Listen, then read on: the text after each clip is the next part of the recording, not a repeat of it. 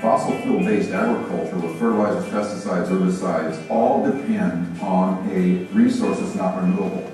It's harmful to humans, it's harmful to biodiversity, and it's carbon emitting at a huge level. Food and agriculture is one of the major forces behind the emissions of methane and nitrous oxide, two of the other really serious greenhouse gases. What is the biggest use of oil in farming? Fertilizer, natural fertilizer, kills the life of the soil. Where farming practices have actually used synthetic fertilizers and pesticides and the soil organic matter has been degraded, it's going to exacerbate the effects of climate change instead of help buffer against it. After 40 years of green revolution in India, 120 million hectares are faced with various levels of degradation as far as soil is concerned. The natural resource base on which farming is done is destroyed. Einstein, my hero, said, the same consciousness that got us in this problem isn't going to get us out of it. The very same practices that got us into this fix, that helps to heat up the planet, are being promoted now as the solutions that are going to get us out of this. Many of the leading agribusiness companies that are claiming this is a sustainable way to farm, and it's the most absurd claim that could be made. This is a fossil fuel toxin-based system, and if we look at any definition of the word sustainability, that doesn't qualify. It's not. It's a co-opting of the word sustainability. Climate change is not something that you can engineer a gene into a plant for. Climate change is a really complex set of processes. We don't need a single super gene or a super variety. It's a technological engineering approach to a biological problem. And so we need to be very careful of buying into this idea that biotech is a solution. It's actually putting us at greater risk.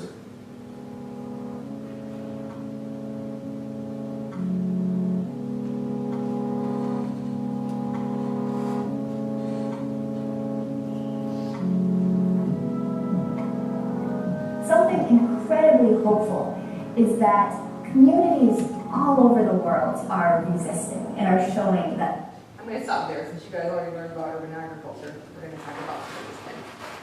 Okay, so we see that food is a large contributor to climate change, and this pie chart here illustrates some of the ways that greenhouse gas emissions from the food system are occurring. So we see mostly the methane and nitrous oxide is coming from fertilizer use. We also see methane being produced in the landfills and also cattle production. We also see fertilizer up here, and then land use and forestry change is one of the biggest contributors as well. Destruction of the rainforests, which eliminating wetlands to expand land for pastures or for palm oil producing plantations to produce feed crops, etc. So in the video, they mentioned the greenhouse effect of these different gases. And again, let's see here where we're getting them. So carbon dioxide by burning fossil fuels. Methane is generated by ruminant animals in landfills. And then the nitrous oxide is also being released because of the use of synthetic fertilizers.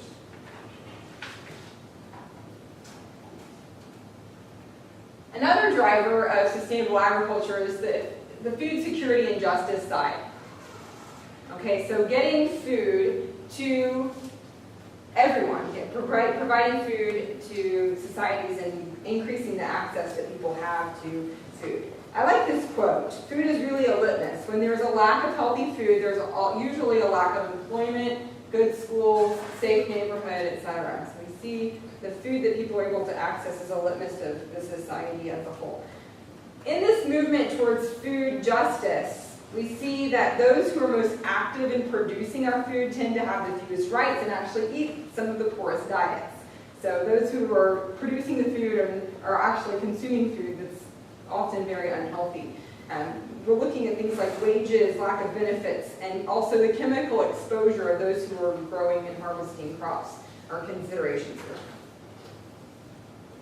As an outcropping of this movement, as looking at sustainability from the justice side, we have this concept of food justice. Food sovereignty.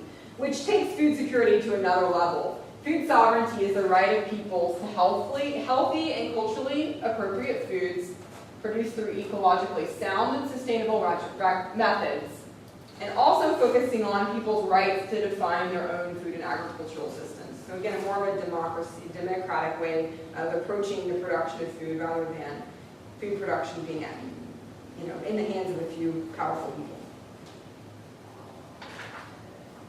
Okay, finally, biodiversity. What do you guys think might be a concern with the lack of the reduction of biodiversity?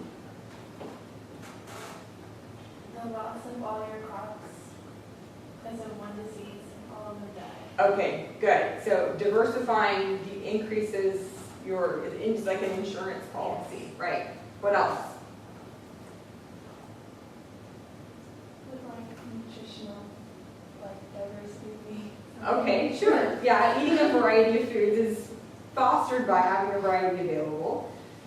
Monocultures also increase our dependence on pesticides. So pests find food sources more easily in monocultures than they do in diverse crop mixes. Monocultures also tend to have less bugs that favor or help to fight off pests naturally, like spiders and beetles. And also, we see that loss of diversity poses risks to the future. So we use genes from traditional varieties to create pest-resistant varieties that adapt better to changes in soil, poor soil or drought, etc. So if we lose those varieties that we're using the traits from to help produce better varieties, then we've lost adaptability, and we're losing adaptability. One other thing I can think of is that we might lose the opportunity to find new cures for diseases and that kind of thing, because a lot of the medications and medicine that we have, the roots are in the plants. Right. So if we lose them, we might lose the cure for a lot of diseases. Yeah, that's a good one too. Okay, the last driver I'll mention is market value. So we've seen this emphasis on scale and efficiency and uniformity and dependability that has affected the way our food is produced. We're trying to work within that current market mix, the driving forces behind the market, to produce food in a more sustainable way that also meets the needs of what's driving people to buy food the way they do. We'll talk about community-supported agriculture in a little bit, but we see some ways of changing some of the smaller grassroots methods of farming so that it meets the needs better of the market, or what people are needing. Okay, nutrition transition. Let's talk a little bit now about how these changes in agricultural practices have affected human health. So, one of the texts that I'm using this semester in my community nutrition class is an ecological public health text, and it looks at how we've seen a number of transitions occur in our societies, and we look for ways to ameliorate the effects of these or to identify the best characteristics of the trends. And three of the trends that I'm going to talk to you guys about today are the nutrition transition, which is really began with settled agriculture and early urbanization. And we'll see how that interfaces with the demographic transition and the epidemiological transition. I'm going to define this for you in just a second.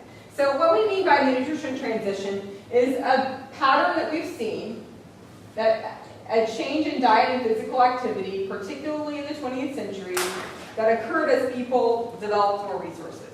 Economic status increased, and we see this pattern. This is how we would describe the diets of people who've experienced the nutrition transition. We have more saturated fat, sugar, and refined foods. We have less fiber. We've shifted from water as a major beverage to things like soft drinks,